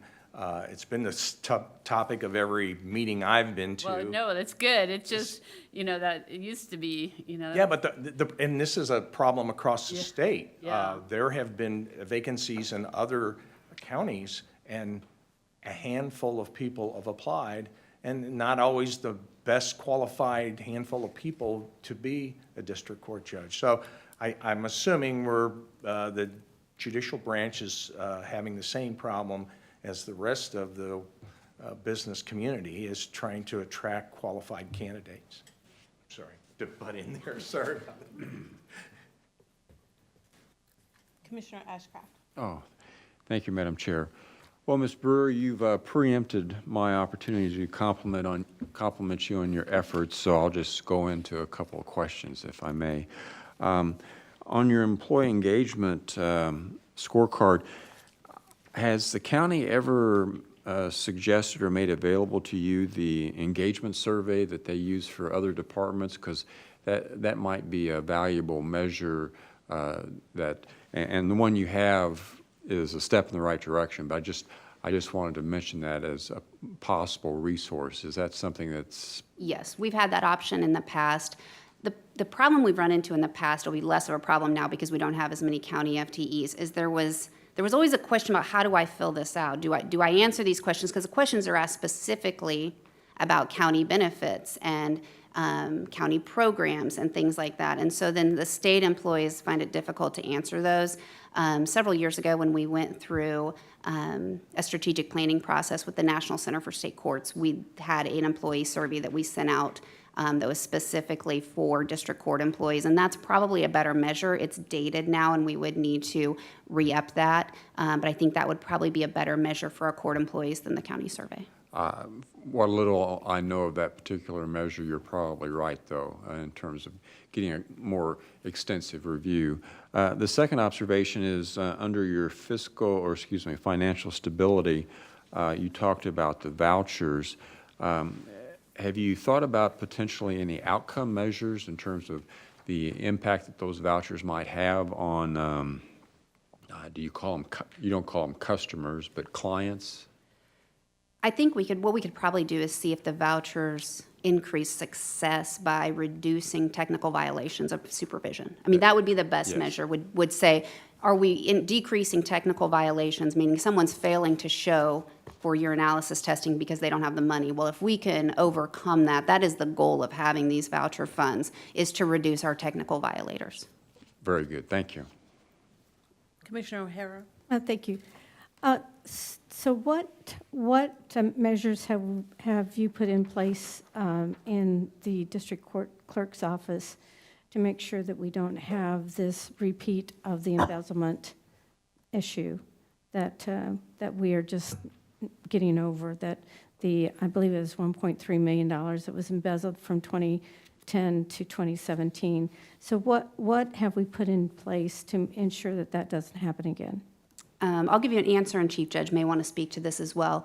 One thing I will say is that we've had forensic accountants on site since the discrepancies were discovered a number of years ago.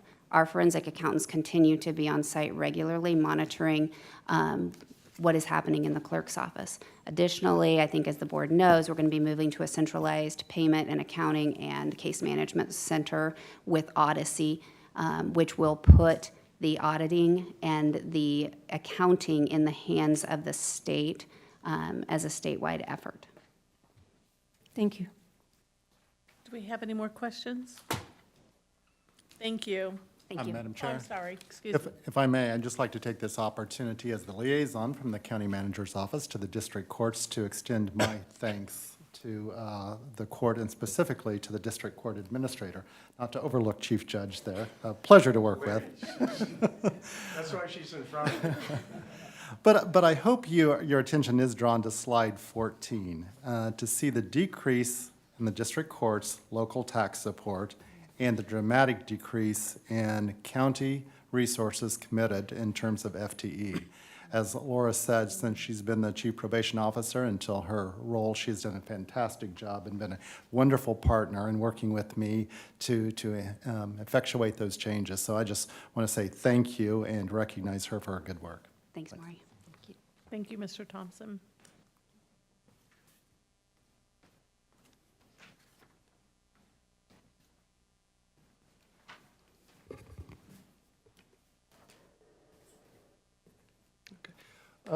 The Department of Corrections budget, the tax support and the expenditures increase. This is due to the request for additional resources that Robert will discuss, equipment, reserve money, and contracts. And then the FTEs decreased by 1.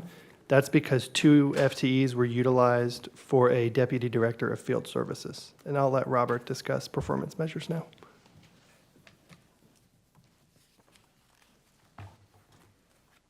Good afternoon, Robert Sullivan here on behalf of the Department of Corrections.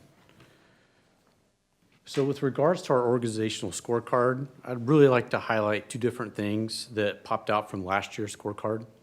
In 2021, under organizational development, there was an objective called data-driven performance. And that objective did not carry over from last year to this year. We felt like that staff quality improvement encompassed that data-driven performance objective, but I was concerned that I wanted to point that out in case the board felt like that we no longer wanted to measure data-driven performance since it wasn't reflected. And so that's encompassed in that staff quality improvement. Other thing I would like to highlight is we changed one of our KPIs, our key performance indicators, specifically number 8. And what we did is we changed that from looking at the percent of all performance measures being met to we changed that to indicate critical outcome measures specific to performance-based standards.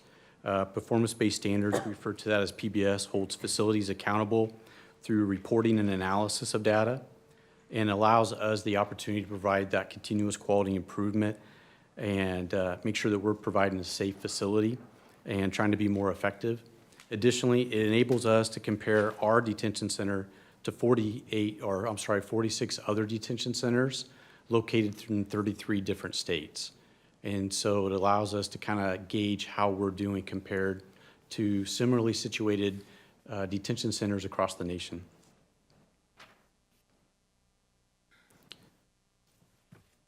One of the things that you'll see in that is that we were not able to collect data for that particular measure this year.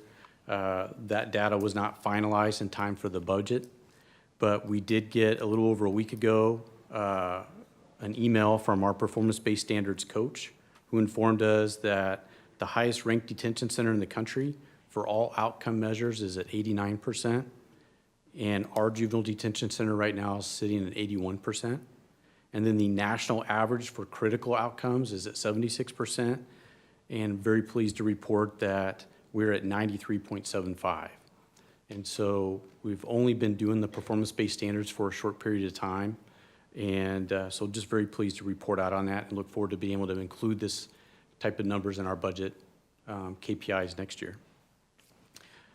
Also, as far as KPI number 3, it shows that we had a substantial increase from one year to the next. However, I don't trust that yet. So while it's a very favorable outcome measure for us, because of COVID and because of challenges we've had with our record management system, that data set only represents 3 quarters worth of information. It doesn't represent a full year of case closures. And so I'll get into that on some of our challenges and achievements. The second item I wanted to highlight with regards to KPIs would be that in looking at from 2021 through 2022, or I'm sorry, going from one year to the next, we have a lot more green. So we're meeting or exceeding outcomes, about 60% of those compared to last year. And so we're very pleased that we're trending in the right direction. To shed a little bit more insight, the 2 objectives that we did not meet were still within acceptable standards. We're within that 10%. We hope to meet those targets next year. One of the 2 objectives that we've not met would be the minimize criminal justice debt and improve staff satisfaction. With regards to criminal justice debt, we have vouchers in place to try to address those things. And so in 2021, we just didn't expend those voucher funds at the rate that we have in the past. To kind of put that in perspective, the impact that COVID has had, if you look at the first 20 weeks of this year, we're already exceeding our 2021 totals for things like rent assistance, evaluations, transportation, and drug screens. And so I just wanted to share some of those insights in looking at those KPIs. Regarding staff satisfaction, I know the board has heard this from other departments. We're still relying on our 2019 gauge surveys. And so when the county does its next survey, we'll be able to update this particular data set. So far as accomplishments, would like to highlight problem-solving beds. Problem-solving beds is a program that was implemented in 2021. In 2021, we had 227 admissions, And so far in 2022, we've had 134. So we believe that we're going to exceed last year's admissions into our problem-solving beds. And as just a quick reminder, problem-solving beds are designed to help individuals that are justice involved and housing insecure. And so it allows us an opportunity to safely house them, and while we attempt to connect them to more secure housing. About 63% of those individuals, or last year 142, we successfully housed. The average length of stay for that population is about 3 weeks. So we'll keep them for up to 60 days, but we're able to find stable housing for them usually within 3 weeks, unless they leave voluntarily or they're asked to leave. The Adult Residential Center, you heard the sheriff talk about this already. One of our achievements is that we're now lodging municipal inmates for 9 different cities. Just to kind of put that in perspective, that represents 553 individuals that have been lodged at the Adult Residential Center. That's 7,745 bed days that otherwise would have been in our jail. And the average length of stay for that population runs about 14 days. And so that's been something that we would like to highlight. Another thing we'd like to highlight, and again, you heard the sheriff talk about this, the sheriff is trying to get his facility to be a max facility. In order to help with that effort, we've been collaborating with the sheriff for the last couple of years on ways to lodge minimum and moderate risk misdemeanor detainees that are serving a sentence. And so that's not started yet. We're ready for that to begin when the sheriff's ready for that to begin. But we're just trying to find ways to collaborate with the sheriff's office to help with his needs at the jail so that he can get closer to his goal of being a maximum facility. Performance-based standards I already talked about. I won't address that again. Something we are very proud of. The other thing that we're proud of is with our field services, both our juvenile and adult probation officers, is looking at continuous quality improvement around risk needs assessment. When an individual gets assigned to probation, we conduct a risk needs assessment on them. It's a validated assessment that helps identify those areas that a probation officer should pursue first. That's going to help reduce their criminogenic risk and address their needs. And so to make sure that we don't drift and that we do those assessments with fidelity, we've contracted with an outside vendor that will listen to audio recordings that our officers do when they conduct these assessments to make sure that they're doing them reliably and with fidelity. So service challenges, you may have noticed that I have problem-solving beds on there again. The reason why is because while we are helping to serve and meet an unmet need, the complexity that we are seeing with regards to that population is dramatic. In criminal justice, we're always going to work with individuals that have severe mental illness. That's always going to be the case. I don't know that it'll ever end. But what we're seeing with problem-solving beds, if you talk to my staff about the challenges, is the complexity. So imagine a situation where an individual with severe mental illness has decompensated. Typically in our criminal justice, we're able to work with folks at partners like our mental health center are able to stabilize. And what's happening is with problem-solving beds, we're seeing severe mental illness, we're seeing older individuals, so the aging population, and then individuals with chronic major health conditions. And so that's just a little bit outside of our scope as a Department of Corrections, and that has been extremely challenging. And so that's why it's on both lists. We're very proud of that accomplishment of serving that unmet need in our community, but we are really taken aback because our target population truly was justice-involved individuals who are, for the most part, stabilized, that are housing unsecure. And so it's just been a bit more challenging. We are working with the Mental Health Center's reentry program to address that population, but I still wanted to highlight it nonetheless. Recruitment and retention, I know you've heard this from a lot of departments. We're no different. In this last year, we've had 57 departures. 14 of those went to other departments within the county. Most of those were promotional opportunities. As of today, we are actively recruiting 48 different positions within my organization. To kind of put that in perspective, I'll skip ahead to the turnover rate real quick. In 2019, so prior to COVID, our turnover rate was at 18%, and in 2021, it was 31%. And so hardest hit division in my organization would be our juvenile detention center.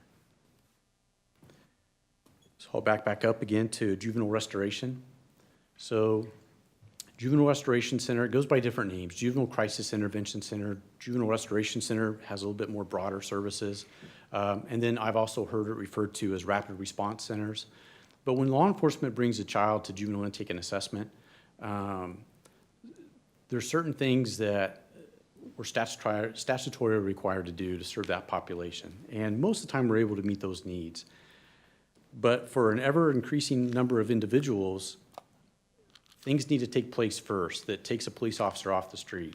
They either need to be stabilized mental health-wise before we can take them and place them. Because even if we took them, there's not a placement that would accept them unless they've been cleared medically. And so sometimes we'll have parents that just through sheer frustration with their child will refuse to come to juvenile intake and assessment and pick up their child when we're ready to release them. And they'll insist that they be detained. And statute doesn't allow for us to do that. We need to release them if they don't meet criteria for eligibility in a juvenile detention center. So sometimes this can lead to frustration on the part of our law enforcement partners. It can lead to frustration on the part of parents. And what a juvenile restoration center would do would be essentially be a no wrong door. Any youth that came through juvenile intake and assessment short of a medical issue would not be turned away. And there would be the necessary services there to provide respite for parents, allow an opportunity for a cooling off period. It could be crisis stabilization. It would be an opportunity to connect families and youth to effective care. And in some cases, avoid a police protective custody being issued, avoid a child need of care being filed. If we would be able to, at that very front end of the problem, connect kids to effective care along with their families. And so it's something I brought up before. I'll continue to bring that up as a challenge for us.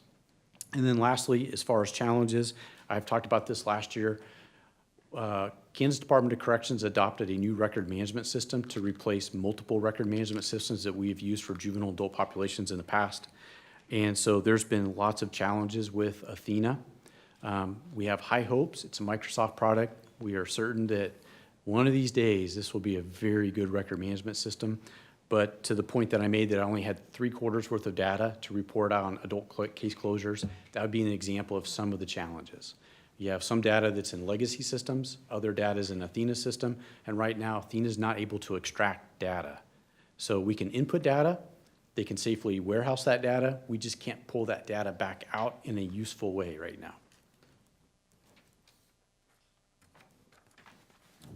So as far as RARs, much like some of the other departments that have spoke to you, some of our contracts with vendors are structured in such a way where there's automatically increases that are part of those. So that's what you're seeing here. Equipment reserve, we are going to replace cameras at our adult residential center campus. And so this RAR is going to account for that $300,000 hit to our equipment reserve fund. And so there'll be that one-time $300,000 infusion to that equipment reserve fund with the $100,000 ongoing. And then as far as the unfunded RAR, Department of Corrections supports the county manager's office budget, and we understand why College of Trades was not funded. After consulting with budget, we believe we can accommodate this amount in our current budget with vacancy savings. Mm-hmm. So we think that we're very confident that we can still provide the College of Trades in a community-based setting. It's always been at the Adult Residential Center. This was going to help us to move this into a community-based setting and continue that collaboration that we have with In-Circle and with Johnson County Community College. And so with that, I will stand for questions. Thank you. Do I have any questions from the commission? Commissioner Hanslick. Thank you. Thank you, Mr. Sullivan, for addressing the College of Trades funding, because that was one that I was very concerned about, because I know from visiting recently down at our Commissioner Fast, and I went down and met with Angela Paz and your wonderful team down there. I know how important it is to connect folks with job possibilities. And I have to say, not only does it help the people who are coming out of the justice system, but it helps employers in the community. So can you just reiterate what you said, that you feel you can continue to offer these same services, but they won't be community-based, they'll be residential-based? So when the Adult Residential Center shifted probation operations to a community-based setting, because it's far cheaper to provide incentive supervised probation in a community setting. And so what we've done now is ARC is really just geared for inmate population only, with the exception of our therapeutic community, which will take probationers, and then the problem-solving beds. And that'll just take any justice-involved individual, but they're non-custody. Well, when we did that, College of Trades is staying on campus. They're just now going to serve an inmate population. But we wanted to still serve that probation population in a community-based setting. And so what we wanted to do is replicate exactly what we're doing at the Adult Residential Center, but now we'll do that part for the community-based environment at the Johnson County Community College. And so what this will do is that will help that effort to become a reality. And so my understanding is to date, that population is being served right now, and to date, I believe we are near 30 individuals that have been served by that collaborative effort in a community-based setting versus at the Adult Residential Center campus. And so you feel you can continue to do that without this additional $40,000 in RAR? I do, Commissioner. I believe the vacancy savings will more than compensate for that. Okay, thank you. Yes. Mr. Sullivan, I know that you partner with Johnson County Community College on some programs, but have you ever partnered with the workforce, helping with resume and Johnson County workforce? Have you ever thought about that, or is that just because of the setup, it's not possible? No, it's always possible, Commissioner. It's just that I am not aware, and I don't want to misspeak, but I'm not aware of a formal relationship with workforce. We've been working with Lee Jost and InCircle around our workforce development issue, or I'm sorry, our workforce development is, we've been partnering with InCircle for that. And so we are never opposed to looking at other partnerships, but that's the one that we've been focusing on that I could speak to. Just because of, resumes and trying to get into a different field, and I know Commissioner Myers actually sits on that board. So do you have any comment on, then I'll go to Commissioner Hanslick. No, it's Okay. just, again, it is another avenue that can be. Microphone. Thank you, Commissioner. Again, it can be another avenue that can be looked into, but I did not know if they have the ability to service the clients that, or how you were already serving your clients. Commissioner Hanslick. Oh, thank you, Madam Chair. Just following up on that, I actually, when we talked to Angela Paz, that was something that we did talk about, was workforce partnership, and I did put her in contact with Keely Schneider over there, so I know that they've at least made that contact. I don't know what's happened since, but I do know they've been connected. Commissioner Fast.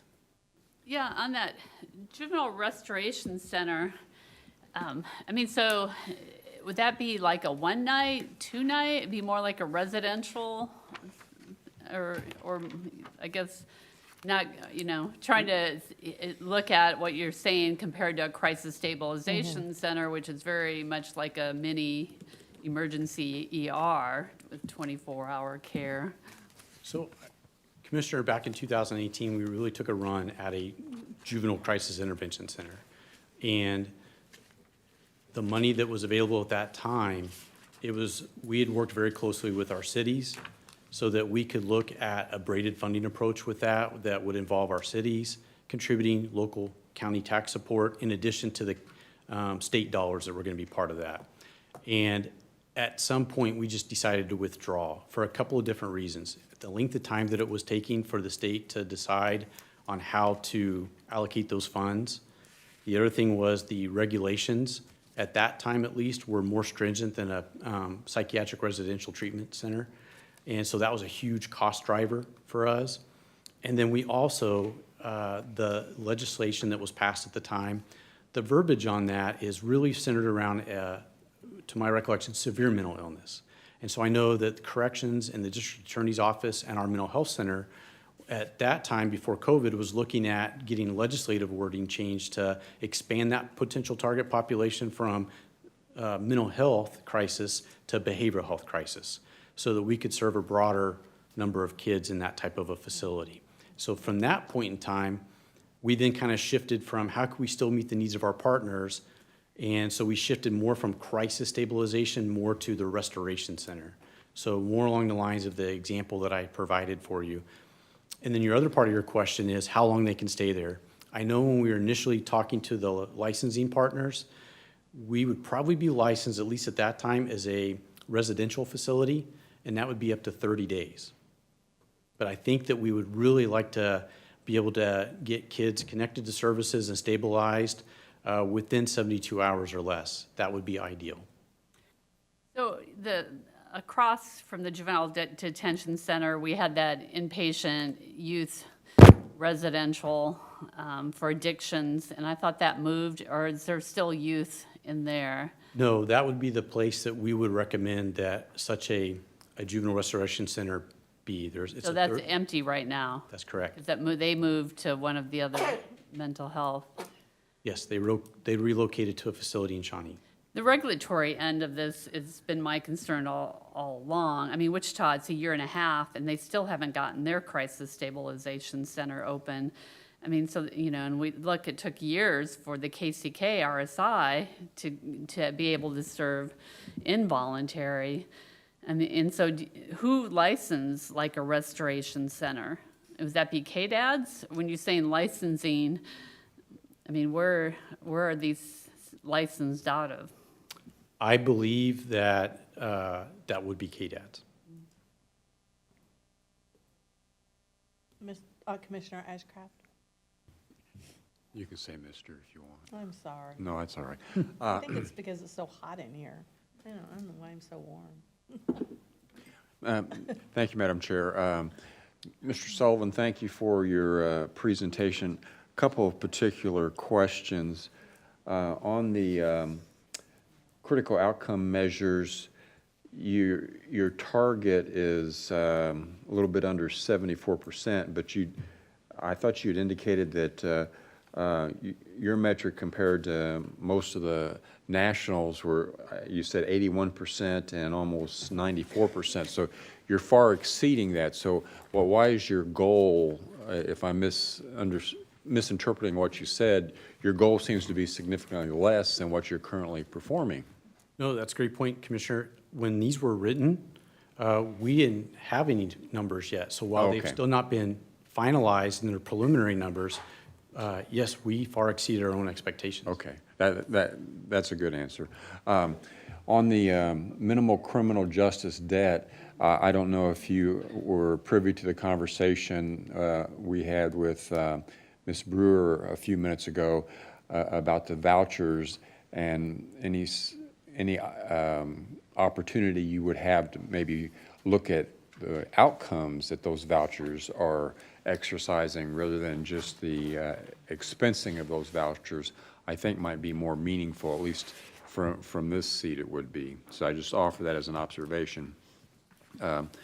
Next, I wanted to mention the College of Trades unfunded RAR, and your response at first, I think, delighted me that you thought you could find it within your budget, but it's such a pittance. I'm just wondering, what's the cost-benefit analysis of that? Because conceptually, if you can get people back in the workforce and out of the criminal justice industrial complex, that is a significant cost-benefit to the community. And I'm just wondering, I mean, $40,000 doesn't seem like it would do that much, so why so low? And we can discuss this offline, but I just don't get that in your presentation. And then kind of related to that is the problem-solving beds. Do you have a cost-benefit analysis in terms of what those potential impacts are versus the cost? Because as I've said to the sheriff in years past, I will say to you, I'd like to put you out of business. I would like to have as many people back productively than have them spend the night at your excellent services, but to keep them out of your services, if you understand what I'm saying. I do, and I have information I can share with you. I printed it off for you around cost-benefit analysis around College of Trades. And so I can get with you offline if you'd like. No, that's fine. And then as far as cost-benefit analysis on problem-solving beds, I've not done research because I would need to try to find something that is as closely related to that as possible. So a workforce program is much easier to find information on. A problem-solving bed, I don't have that information. Okay, thank you. I appreciate that. And Mr. Thompson keeps giving me the eye, so I don't know if he wants to interject something or not. We got 3 more to go. 4 more to go. I do have one comment, if I may, Madam Chair, unrelated to Commissioner Ashcraft's questions. Mr. Sullivan talked about the recruitment and retention issues and his turnover rate. You also heard that issue, of course, from the sheriff and from Mr. Dugan. I have looked at the data, and if you want to look across the organization, our biggest and most significant problem is in the Department of Corrections. So, you also heard Mr. Dugan, and I believe the sheriff referred to conversations with our office about potential need for additional solutions beyond what has been proposed. Just want to share that I have shared with them that if and when we do come before you with that proposal, it will need to be a look at across the organization at all of our organization where we're having like issues. And again, the Department of Corrections is experiencing this issue to the greatest extent of any. Thank you. Well, and that was kind of my concern with the DA. I mean, we've got with JCDS, we got with mental health. I mean, there's a number of departments, and when he was saying choosing one over the other, so we're giving a huge, significant compression update then to the DA, but what about mental health? What about corrections, JCDS? I guess I would like to look at this all in a whole, too.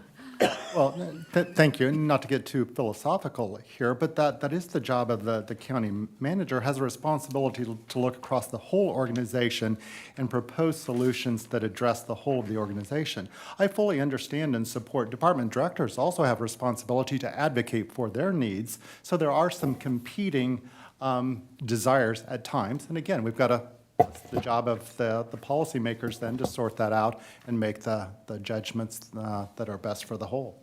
So are you, I mean, I know you've made the decisions in your budget proposal with, you know, the benefit increases and the merit, but then we have certain department directors wanting above that. That is, you know what I mean? And so you've got significant needs in corrections, JCDS, ambulance too, dispatch. I mean, there's a large number. Yeah, and like I said earlier, and I think Maury has said a few times, or maybe is about to, but is that HR and budget, they're looking closely at the numbers, and I know they're doing the work as we speak, and have been for the last few weeks to figure out what are the total needs. Can we stay within the 2% compression for what we need to do right now?